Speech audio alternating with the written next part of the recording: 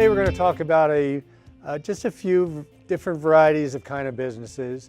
The first one I want to talk to you about is home entertainment installation. I'm not talking about other things, just entertainment installation. There wasn't so long ago when you would walk into I'll just say an older person's home, and the 12 would be blinking on their VCR. And it blinked and blinked and blinked until one of the kids showed up and they fixed it until the power went out. And then the next time it would happen again. Well, those were the simple days. Now there's all kinds of things that, they do so much. And people don't know how to run their equipment. People don't know how to install them. Used to be you got a television, you put it on your brake front. Now it's like most TVs are mounted on the wall. Can't mount one of these big heavy TVs on the wall without having some knowledge of how to put it up there so it doesn't fall off the wall. And then some people like me don't want to see the wires. So then the wires have to go in the wall, and so on and so forth. So it's not just the technical side, but entertainment installation has become quite a business with all the speaker systems and so on. In the same way, appliances. People get an appliance. I'm not talking about a refrigerator. I'm talking about someone who, gets a new dishwasher. Well, there's appliance repair companies and there's appliance installation companies. And if you're so inclined that you can put in a garbage disposal or you can do these kind of things, you can stay quite busy, doing something like that. Let's go into something completely different. How many people buy a car? And used car, and they don't want to buy it from the used car lot because they're going to pay substantially more than if they buy it, let's say, on Craigslist or Car Gurus or anyone that you find out there online. And they're just not real savvy at all about cars. They are not comfortable in buying something that seems like it's okay, but is there really a problem? And if you've got car experience and especially if you've got access to someone that you know or an agreement you make with a garage that you're going to bring the car there and you're going to do the inspection there, or you have the equipment to do it, you can be very busy as a used car inspector, meaning that you could charge them $100, $200, $300. I mean, again, like I say all the time, go online. Start looking into this. You will be shocked how much money can be made doing these kinds of things so that someone feels comfortable with what they're purchasing and so on and so forth. Let's go back into the business world here for a minute. We have had people come in here and talk about all kinds of things, from social media assistants, businesses, and I don't mean Coca-Cola and so on, because they have their own departments.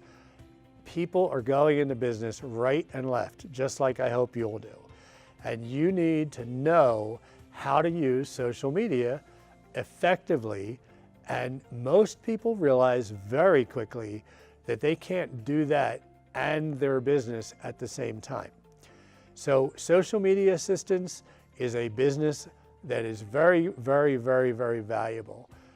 In fact, underneath on this page, you'll see who we use and we recommend because her company is amazing. Website designers. If you know how to make a website, and it's getting easier and easier, you can become a website designer, something that many people need, brand new companies need especially, and you can make very good money doing that.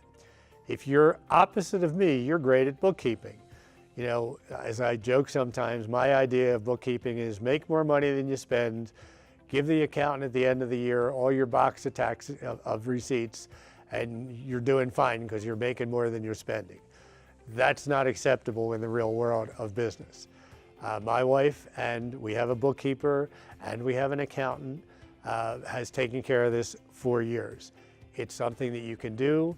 For the synagogue here, we have a young lady that comes to our house when circumstances are such that she's got her kids homesick or whatever. She'll come by the house. We'll give her the checkbook and the thumb drive. She'll do the work from her house. She'll drop it off the next day or whatever. Bookkeeping, if it's your inclination, it can be a very a stable and growing business for you. Just like, you think of in a business, you don't really think so much about, office or plant maintenance. When I don't mean plant as in a plant where they make cars, I'm talking about plants that need to be watered, silk plants that need to be dusted, and there's sprays that you use and there's stuff that you do. But the point is that you go into a business, you're already maybe you're doing cleaning for them. So you add on, I'll take care of your plants. Whatever the needs are. You're in a business that does mailings. Everybody thinks nobody does that anymore. Businesses do mailings. You can be the person that sets up for a company their mailing services. It's nothing more in most cases, assuming that they have their own graphic artist, or their own, design people. Bring the stuff to your house. Stay there with them, whatever. Stuff the envelopes, put things together for them, get them all in the zip codes. None of this is hard, especially with technology today. So it's, again, something that you can do. Real estate agencies need what's called apartment or vacant home preppers. What does that mean? Apartment is, just vacated. Carpets may need to be cleaned. Walls need to be cleaned. The place needs to be cleaned. They might need the blinds or whatever taken down, and small maintenance. Prepping a new home or an apartment. When you get yourself hooked in with a real estate company and you do a good job for them, they will keep you busy. There are so many, management companies. They're using someone because the agents aren't going out and doing it half the time or 3/4 of the time. So they use someone.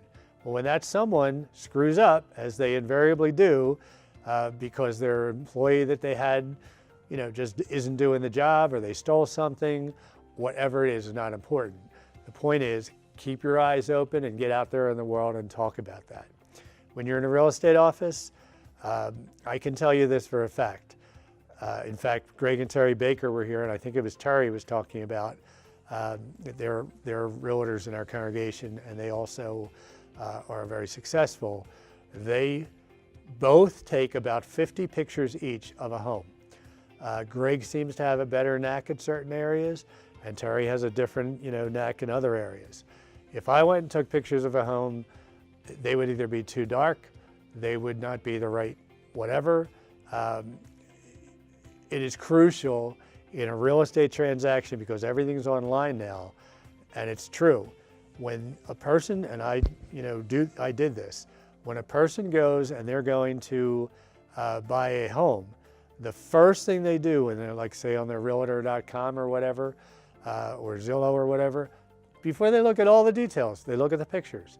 And if that house or that apartment does not, pop for them, they're usually right off the page. You have the photography ability, go for it. It's something else you can do, and get paid real well to do it, and they'll keep using you and using you and using you. I talked about it in many of these films about recurring income is king. So a photographer for a real estate company is recurring income.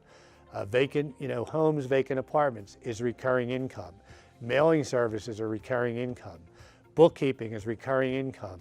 Office, cleaning, maintenance, watering plants is recurring income. Website designer is recurring income. Social media assistant, recurring income.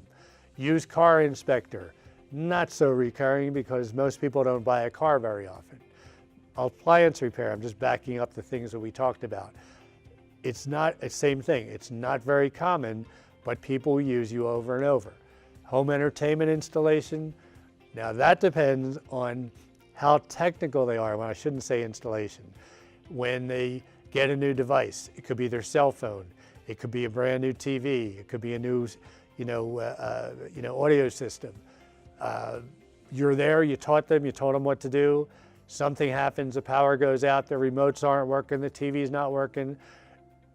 Some older people, it can be recurring income for you because they just don't remember how to do things. Anyway, thanks for watching. Have a blessed day.